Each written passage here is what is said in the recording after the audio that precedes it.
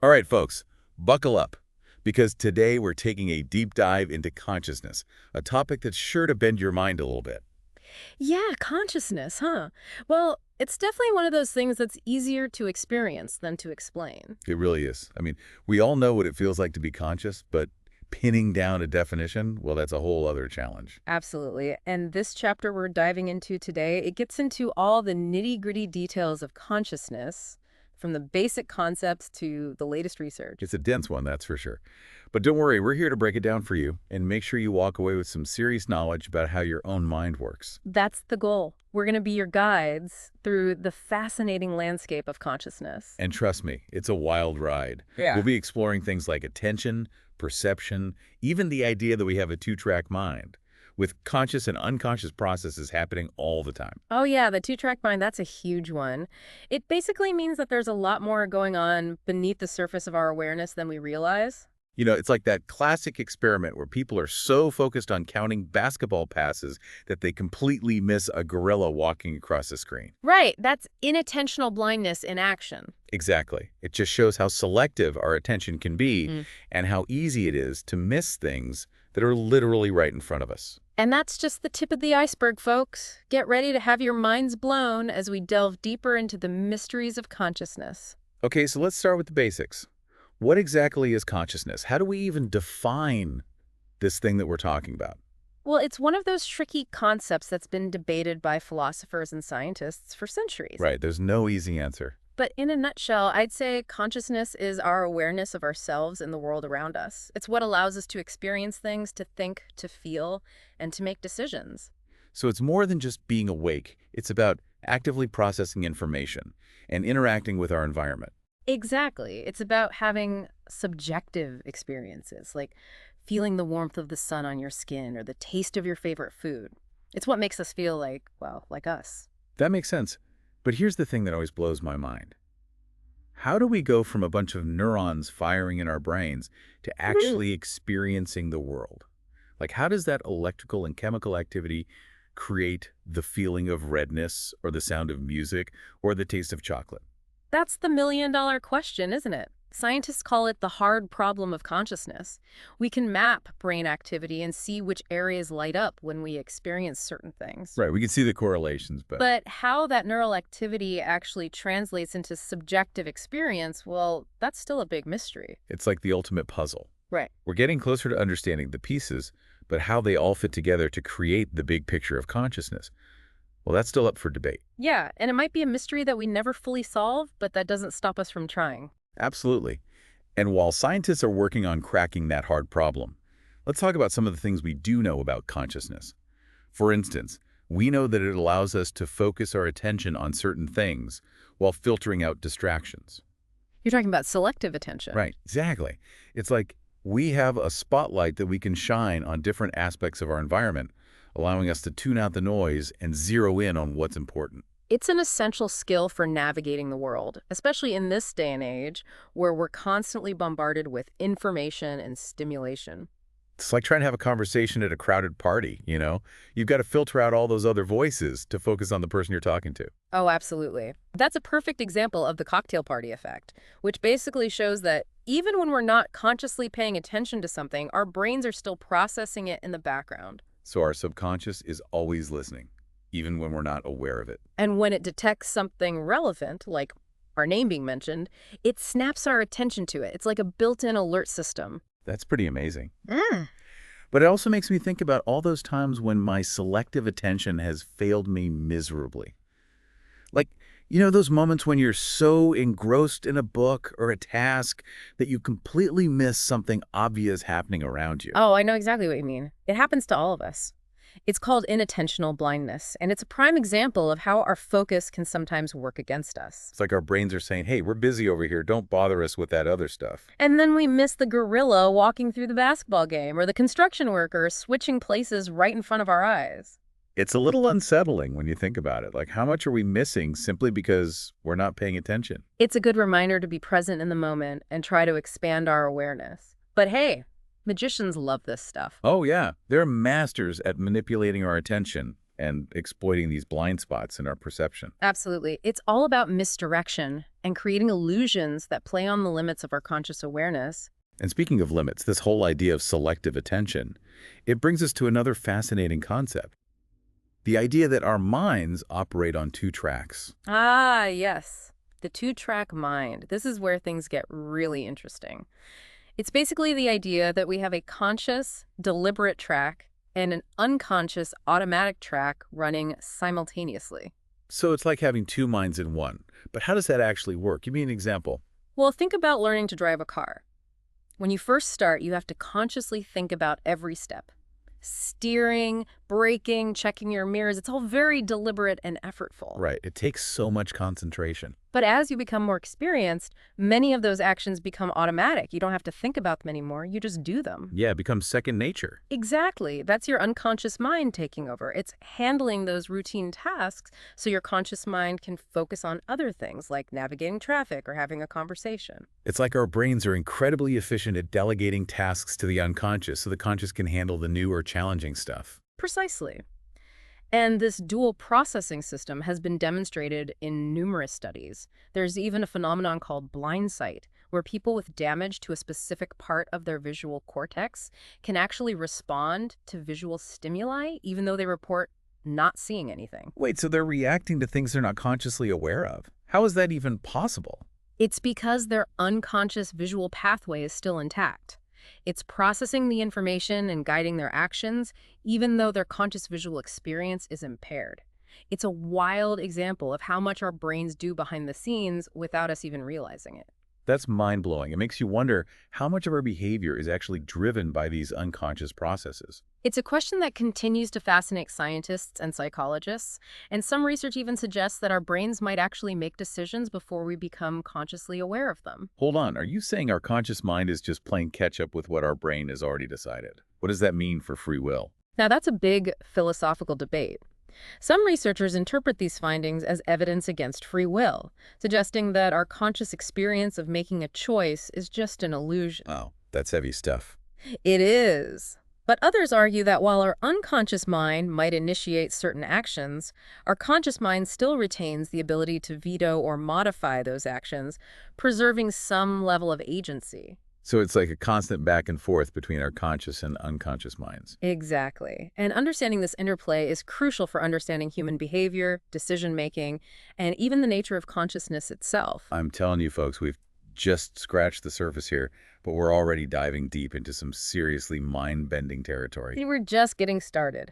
But before we venture further into the realm of consciousness, let's take a break and let these initial insights sink in. That sounds like a good plan. When we come back, we'll be exploring another fascinating realm of consciousness, the world of sleep and dreams. So stay tuned, folks.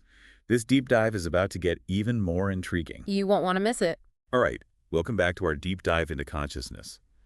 I hope you're ready for round two, because we're about to venture into the world of sleep and dreams. Ah, yes. Sleep and dreams where things get a little weird, a little surreal, and definitely a lot less logical. That's for sure. It's like our brains go on a nightly vacation from reality, right? But here's the thing. Even though we spend a third of our lives asleep, we're still not entirely sure why we sleep or what's really going on in those dream worlds we create. It's true. Sleep is one of those fundamental biological processes that's still shrouded in a bit of mystery. But we're learning more and more about it all the time. And the more we learn, the more fascinating it becomes. I mean, think about it. We spend all day consciously navigating the world, making decisions, processing information, and then we go to sleep and our brains just go off on these wild adventures. It's like our internal world comes alive when our external world shuts down. So let's break it down, shall we? Yeah. What actually happens when we fall asleep? Why do we go through these different sleep stages? Well, it all starts with our circadian rhythm, which is basically our internal biological clock that regulates our sleep-wake cycle. Right. It's that natural 24-hour cycle that tells us when to feel tired and when to wake up. Exactly. And as we drift off to sleep, we cycle through these distinct stages, each marked by unique brainwave patterns and physiological changes. The first stage is NREM1, that sort of twilight zone between wakefulness and sleep. That's when you get those weird hypnagogic jerks, right? Those sudden muscle spasms that feel like you're falling. Exactly. Those are perfectly normal, though I'll admit they can be a bit startling sometimes. They're definitely one of those, what was that Yeah, moments. for sure. But anyway, as we descend deeper into sleep, we enter NREM 2, where our brain waves slow down even more and our heart rate and breathing become more regular. And this is where those sleep spindles appear on the EEG, right? Those bursts of brain activity that scientists think might be involved in memory consolidation. Right. So even though we're asleep, our brains are still busy processing information and strengthening those neural connections. It's like our brains are filing away important memories and experiences from the day. Exactly. And then comes NREM 3, the deepest stage of sleep, where we see those slow delta waves on the EEG. This is when our bodies are most relaxed, and it's the stage that's most restorative for our physical health, right? Exactly. It's like our bodies and minds are getting a deep recharge. Kids might experience sleepwalking or night terrors during this stage, which can be pretty scary for Oh, parents. I bet. So what's the difference between night terrors and nightmares? Well, nightmares typically happen during REM sleep, which is the stage we're about to talk about, and people usually remember them when they wake up. Right. Nightmares are like those vivid, scary dreams that can really stick with you. Exactly. But night terrors are different. They're characterized by intense fear and screaming, but the person usually doesn't remember the episode in the morning. So it's like a sudden burst of terror that fades without a trace. That's pretty strange. It is. But now let's talk about the real star of the sleep show, REM sleep, which stands for rapid eye movement. This is when things get really interesting. Our brain waves become more active, our eyes start darting around under our eyelids, and we're most likely to have those vivid, crazy dreams. Exactly. During REM sleep, our brains are almost as active as they are when we're awake. It's like our internal world is coming alive with imagery, emotions, and narratives. And yet, our bodies are essentially paralyzed, right? That's right. It's called muscle atonia, and it's actually a good thing. It prevents us from acting out our dreams, which could be pretty dangerous. Imagine jumping out of bed thinking you were actually flying. Yeah, I think I'd prefer to keep my dream adventures safely confined to my mind. But okay, so we cycle through these different sleep stages multiple times throughout the night, with REM periods getting longer as the night progresses. But why? Why do we dream at all? What's the purpose of these often bizarre and emotional experiences? That's the million-dollar question, isn't it? And it's one that has puzzled scientists and philosophers for centuries. There are so many different theories out there, but no single definitive answer. Well, let's hear some of those theories. What are some of the leading explanations for why we dream? Well, one of the most famous dream theories comes from Sigmund Freud, the father of psychoanalysis. Ah, yes. Freud, the master of the unconscious mind. Exactly. Freud believed that dreams were a window into our unconscious desires and conflicts. So like those hidden thoughts and feelings that we're not even aware of in our waking lives? Exactly. Freud called the dream surface storyline the manifest content, and its hidden meaning the latent content. So if I dream about being chased by a giant spider, Freud might say it represents some deep-seated fear or anxiety that I'm not consciously aware of. That's the basic idea. But while Freud's theories were certainly groundbreaking, many modern dream researchers don't fully subscribe to his interpretations. So what are some of the alternative theories? Well, another prominent theory is the information processing theory, which suggests that dreams play a role in memory consolidation and learning. So like our brains are taking all the information we've absorbed during the day and sorting through it, deciding what to keep and what to discard. Exactly. It's like our brains are running a defragmentation program while we sleep, organizing and optimizing our mental hard drive. I like that analogy. But what about those really weird dreams that don't seem to connect to anything in our waking lives? How does the information processing theory explain those? Well, that's where the activation synthesis theory comes in. This theory proposes that dreams are basically our brains trying to make sense of random neural activity that's happening during REM sleep. So instead of hidden meanings, it's more like our brains are just creating stories to explain these random firings. Exactly. It's like our minds are improvising a narrative based on the neural noise, and sometimes those narratives can get pretty strange. And then there's also the physiological function theory, which suggests that dreaming is simply a byproduct of the brain's need to activate neural circuits periodically to keep them healthy and functioning properly. So maybe there's no grand purpose to dreams after all. They're just our brains doing their nightly maintenance work. It's possible, and honestly, there's probably no single theory that fully explains the complexity of dreaming. It's likely a combination of factors, a symphony of neural activity, memory consolidation, emotional processing, and maybe even a touch of creative storytelling. It's like our brains are these incredible story generators, weaving together bits and pieces of our experiences, memories, and emotions into these nightly narratives. Exactly. And sometimes those narratives are profound and insightful, and sometimes they're just plain weird. But hey, that's the beauty of dreams, right? It's like a nightly reminder that our minds are capable of so much more than we can even imagine. Absolutely. And speaking of imagination, have you ever experienced lucid dreaming? You mean those dreams where you become aware that you're dreaming and can even control the dream's narrative? Exactly. Lucid dreaming is a fascinating phenomenon that challenges our understanding of consciousness and dream states. It suggests that there's a level of awareness that can persist even within the dream world. So maybe it's not just random neural firings. There's some part of our conscious mind that's still active and observing the dream as it unfolds. That's one interpretation, and research on lucid dreaming is still in its early stages, but it holds the potential to unlock even more secrets about the nature of consciousness and the power of the human mind. It's like we're just beginning to scratch the surface of what our minds are truly capable of. Exactly. And speaking of scratching the surface, we've only just begun to explore the vast and mysterious world of sleep and dreams. But before we get too lost in the dream world, let's bring things back to reality, or at least our waking reality. Right. Because not everyone experiences sleep in the same way. Some people struggle with sleep disorders that can significantly disrupt their lives. You're talking about things like insomnia, sleep apnea, narcolepsy, right? Exactly. These disorders can have a huge impact on people's physical and mental well-being. Absolutely. Insomnia, for example, is one of the most common sleep disorders affecting millions of people. It's characterized by difficulty falling asleep, staying asleep, or both. And it can lead to all sorts of problems during the day, like fatigue, irritability, difficulty concentrating. Exactly. It's like your body and mind are constantly running on a sleep deficit, and it can really take a toll. I've definitely had those nights where I just toss and turn, worrying about all the things I need to do the next day. It's like the more you try to force yourself to sleep, the harder it becomes. That's a common experience with insomnia. Stress, anxiety, and even poor sleep habits can contribute to the problem. So what about those other sleep disorders you mentioned? Sleep apnea and narcolepsy. Those sound pretty serious. They are. Sleep apnea is a condition where your breathing repeatedly stops and starts during sleep. So you're literally not breathing for periods of time. That sounds scary. It can be. People with sleep apnea often snore loudly and gasp for air, and it can disrupt their sleep and lead to excessive daytime sleepiness. But it's not just about feeling tired, right? There are some serious health risks associated with sleep apnea too. That's right.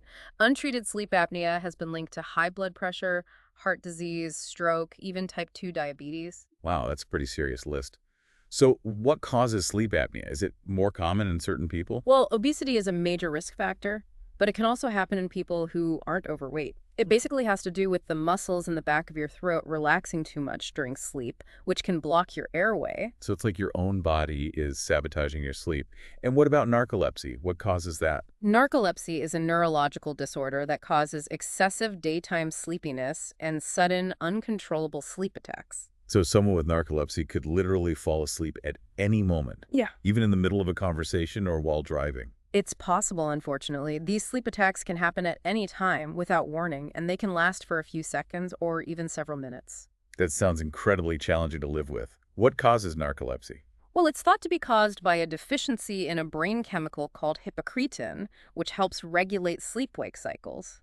And it can also be triggered by certain genetic factors or autoimmune disorders. So it's like your brain's sleep-wake switch is malfunctioning. That's a good way to put it. And it can have a huge impact on people's lives, making it difficult to work, study, or even just maintain normal social interactions. It's a powerful reminder that sleep is not just a luxury, it's a necessity for our physical and mental health. Absolutely. We need sleep to function at our best, to learn, to grow, to heal, and to thrive. And when our sleep is disrupted, it can have ripple effects throughout our entire lives. Well said. I don't know about you, but I'm definitely feeling a renewed appreciation for the power of sleep. Me too. And now that we've explored the world of sleep and dreams, we're ready to dive into another fascinating realm of consciousness: psychoactive drugs. Ah, yes. The substances that can alter our perceptions, moods, and even our sense of reality. It's coming up next. Stay tuned. We'll be back after a short break. All right, welcome back, Deep Divers. We've journeyed through the fascinating landscapes of consciousness, attention, sleep, and dreams. And now we're stepping into a realm that's often misunderstood and even a bit taboo: the world of psychoactive drugs. That's right. These are the substances that can tweak our perceptions, shift our moods, and sometimes even transport us to entirely different realities.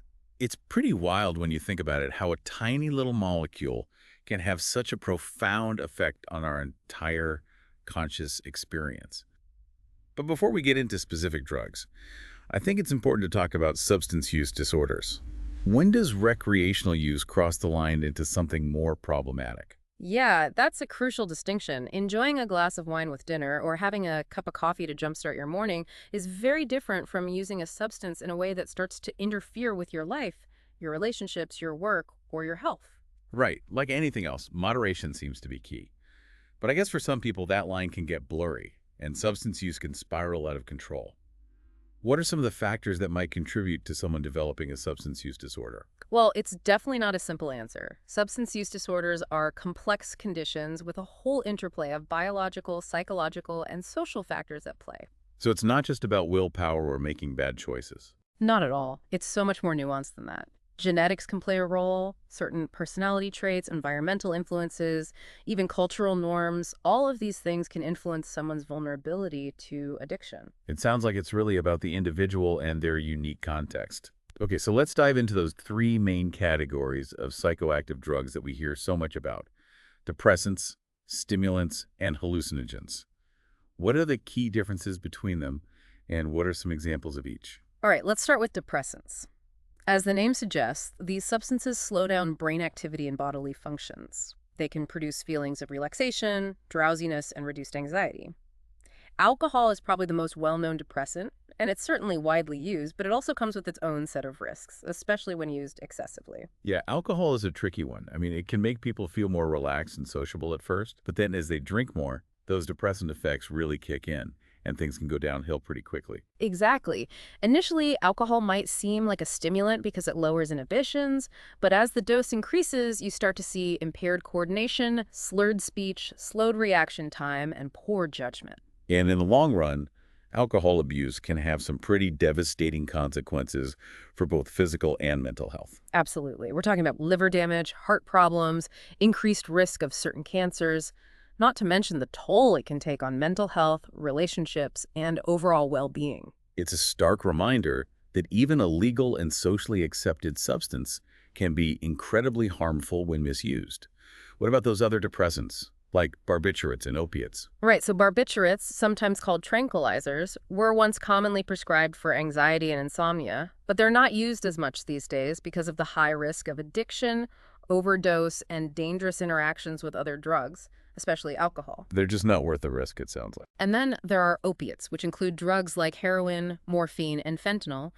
These are powerful painkillers that can produce a euphoric rush, but they're also highly addictive and carry a significant risk of overdose, especially with the rise of fentanyl, which is incredibly potent. It's heartbreaking to see how the opioid crisis has impacted so many communities. Okay, let's shift gears and talk about stimulants. Most of us are familiar with the effects of caffeine, that morning cup of coffee that helps us feel more alert and focused. But what's actually happening in our brains when we consume stimulants? So stimulants basically do the opposite of depressants. They rev up brain activity and bodily functions. They typically increase alertness, energy, and focus, but they can also have some downsides, especially when used in high doses or for prolonged periods. Caffeine, found in coffee, tea, chocolate, and energy drinks, is by far the most widely consumed stimulant globally. Yeah, it's practically a staple of modern life. Yeah. I know I definitely rely on that caffeine boost to get going in the morning, but I guess caffeine is pretty mild compared to some of the other stimulants out there. Oh yeah, definitely. Nicotine, found in tobacco products, is another powerful stimulant, and it's highly addictive. It triggers the release of dopamine in the brain, creating that sense of reward and pleasure that makes it so hard to quit smoking. And then there are the more potent stimulants like cocaine and amphetamines. Right, those are the drugs that can lead to those intense highs and then those pretty awful crashes, right? Exactly. Cocaine, for example, produces a surge of dopamine in the brain, leading to feelings of euphoria, increased energy, and confidence. But the high is short-lived, and the crash can be pretty intense, leading to cravings, anxiety, irritability, and even paranoia. And methamphetamine, or meth as it's commonly known, is even more potent and addictive, right? Yeah, unfortunately it is. Methamphetamine is a highly addictive stimulant that can cause serious long-term damage to the brain, particularly the dopamine system. It can lead to a whole host of problems, including paranoia, hallucinations, aggressive behavior, and even psychosis in some cases. It's scary how these drugs can essentially hijack the brain's reward system, making it so difficult to break free from their grip. Okay, let's move on to the last category, hallucinogens. What sets these drugs apart from depressants and stimulants? So, hallucinogens, sometimes called psychedelics, are a unique class of drugs that alter perceptions and can cause sensory experiences that aren't real. They can distort visual and auditory perceptions, blur the lines between self and others, and evoke some pretty intense emotions. This is where things get really trippy, right? I've heard stories of people seeing swirling colors, hearing music that doesn't exist, and feeling like they're merging with the universe. That's the nature of hallucinogens. They disrupt the brain's normal filtering mechanisms, allowing sensory information to flow in unusual and unpredictable ways. LSD, also known as acid, is one of the most potent hallucinogens out there, known for its ability to induce profound alterations in consciousness. It sounds like a pretty wild ride, to say the least. What about marijuana? It's often classified as a mild hallucinogen, right? That's right. Marijuana contains THC, a psychoactive compound that can alter perceptions, induce relaxation, and enhance sensory experiences.